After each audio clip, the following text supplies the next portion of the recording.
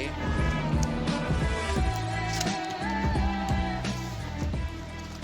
तो फिर अब इसके आगे का मैं आपको इसको ओपन करके ही दिखाता हूँ।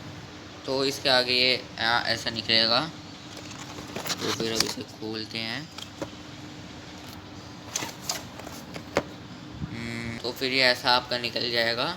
अब इसके आगे हम इसकी अनबॉक्सिंग करते हैं। इसको खोलना बहुत ही टफ है, तो उसको खोल के ही मैं आपको दिखाऊंगा। तो फ्रेंड्स, ये खुल के ऐसा है कीबोर्ड।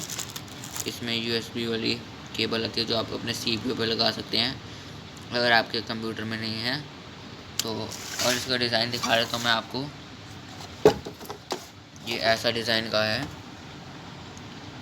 प्लेन है, बस थोड़े बहुत ब्लू कलर के बटन है इसमें, बाकी ये सारा का सारा प्लेन ही है।